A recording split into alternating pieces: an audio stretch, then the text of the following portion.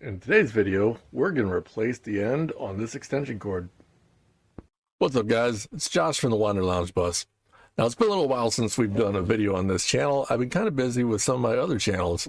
Check out the links in the video description below if you want to check those out. Today, I've got an extension cord that's been repaired a couple of times already, and I've been buying these repair sockets and plugs from Harbor Freight. They're about $3 each. But I went on Amazon the other day because I wanted to get a new one, and there's not a Harbor Freight near me. So I picked this up, and we're going to give this a shot and see how it goes. Now, I've done replacement plugs probably 30 times now on different cords, and they always seem to fail in the same way. Essentially, your plugs, the metal contacts end up getting a little bit dirty or a little bit corroded, and then they generate heat. And when they generate heat, the plastic housing that they're in gets soft, and the metal prongs will actually be able to loosen up and move around on you. So this one, I recently repaired the ground. It's wedged in there pretty well, but you see one of the two main prongs is completely loose. So let's crack this guy open. These are held together with a nice clamp on the back for keeping tension off of the wiring and putting it on the shielding instead. So that's nice. But these plugs, the replacements that you get, I don't know if this one was from Harbor Freight or if I got this one at Lowe's. They're basically the same. Anyways, you get that loose, and then there's 3 screws on the front. I've already removed one, but we'll get the other 2. These things also, this is an outdoor extension cord, and the elements definitely take a toll. Now you see the inner workings here. Not a whole lot to see. These are simple, but let's go ahead and check out our loose one here. Now on this thing, this whole thing is just loose. So when you go to plug this in, this is actually going to push back and potentially push back so far it doesn't make a good connection anymore. So we're going to redo this completely. Now you could unscrew all these and reuse all the connections here. However, once again, this was an outdoor cord, so I'd rather have some nice fresh connections. We're going to go ahead and get into my splicing kit here. And I've got some really nice wire cutters. They're just the thing for lopping that right off. Now, if you're worried about this kind of project, this is a pretty simple one to do, even for a beginner. There are only 3 wires here, and they're color coded, and the receptacles are labeled. So before we start splicing this up anymore, let's check out what we actually got in the box. Now this has a brand name of Sterilo. It says male and female replacement plugs. I will put a link down in the description for this set. I feel like this is going to last me a good long time with the amount of plugs in here. But check this out. This is like a normal size plug instead of being a super jumbo round thing. Here's both ends. Today we're replacing this end. So let's open it up and see how it looks on the inside. There's one Phillips screw on the bottom here. And then this slides right out. So same thing you saw on the other one. There are 3 terminals, and they are color coded. The green one is for the ground. The silver one goes to the white wire, and that's labeled on the front here. There's a little W. And the other one with the brass colored screw here goes to the live. So next thing we're going to do, we need to push our wire through the back of this replacement plug. Now when I cut it, it left kind of a weird edge. So it might take a little effort to get it through, but there we go. Not too bad.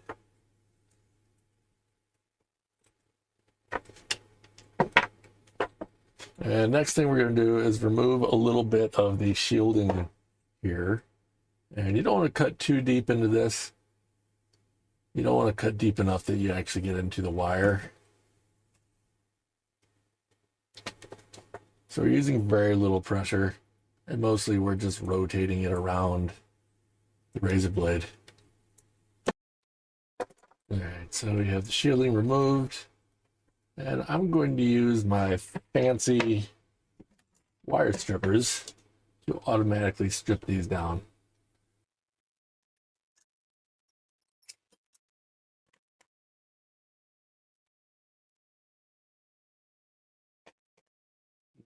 A little bit.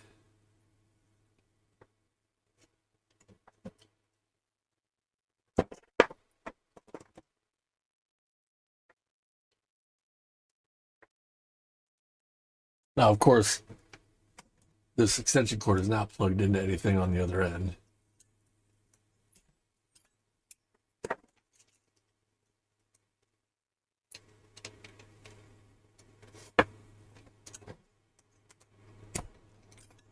There we go. And that should be enough to do the job here.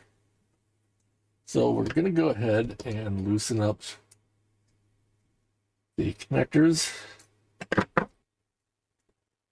There we go. So this is green. This is for the ground.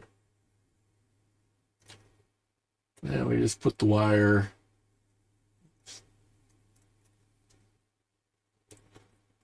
if you're looking at the receptacle, you want it to go in the gap here so that it's above the plate, not off to the side.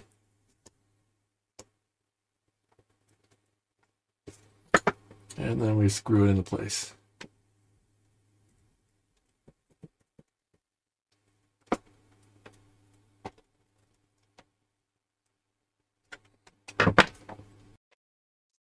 Have a quick look at it, make sure there aren't any loose strands. And we'll move on to the next one, which in our case will be the black wire, which is the live wire, and then I'll be going to the screw with the bronzish finish. And same deal, we push it into the space, and then we tighten it down.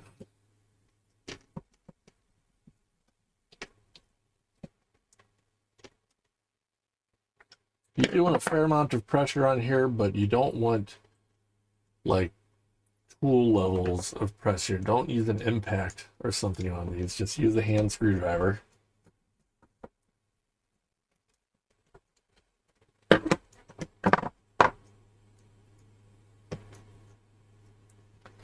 we move on to the neutral, which is the white wire that goes to the silver top screw.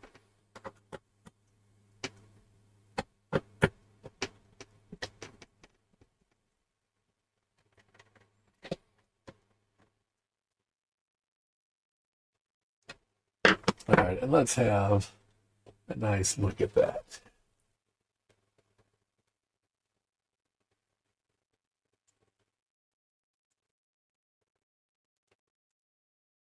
So you've got 3 good solid connections there.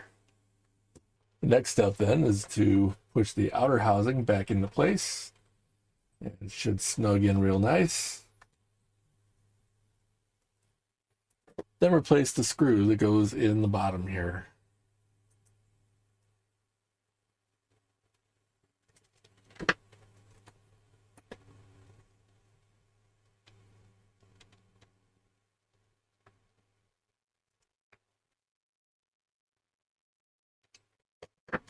And with that, the repair is complete. Let's go ahead and give it a test. All right, so here we have the other end of the extension cord.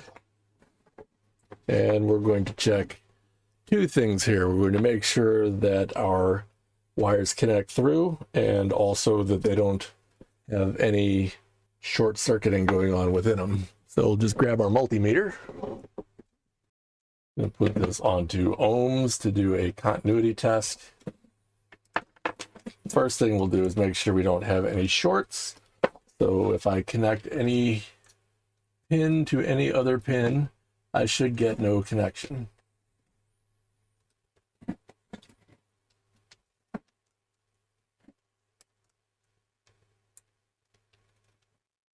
All right, we're good there. We're good there. And of course, here you see we do get a connection. And we'll test the other possible combination. And we're looking good. Now we will check it against the other end of the plug. All right, so remember, the plugs go in this way, and so neutral here is on this side, on this end of the plug. And there you see we've got continuity on that one. Move over to the live wire. And you see we've got continuity there. Let's move over to our ground.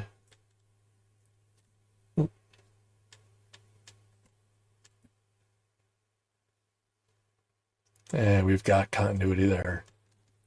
So this repair is done.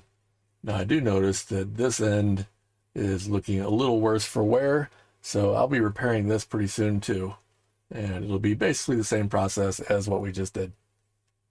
All right, so before I go and plug this in, I'll just go over a couple of things that I notice about this that are different from the $3 ones that you get at Harbor Freight or Lowe's.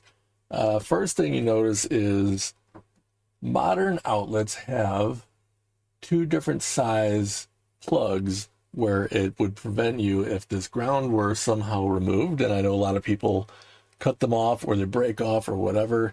And that allows you to flip the plug and plug it in upside down, which for a lot of electronics, that doesn't matter. And I'm noticing on my Harbor Freight replacement, it's the same way. It has the same two or the same size on both of these pins. So that's not really a difference, but that is something that I would prefer that it actually had one bigger than the other to prevent it from being flipped over. The second thing that I notice is the Harbor Freight one had these clamps that would actually clamp onto the jacket going around the cord and keep it from putting any pressure on the connections inside. So that allows you to grab the cord way back here and give it a pull and pull it out of something without worrying about actually damaging those connections. So this one was a bit of a tight squeeze to get through, but I can rotate this through here. So I am sure, yeah, I can move it back and forth, maybe a millimeter. So if I pull this by the cord, it is putting that pressure on the wires inside instead of transferring it onto the housing or onto the pins and bypassing those. So that part's not great. I do like the size of the plug a lot better.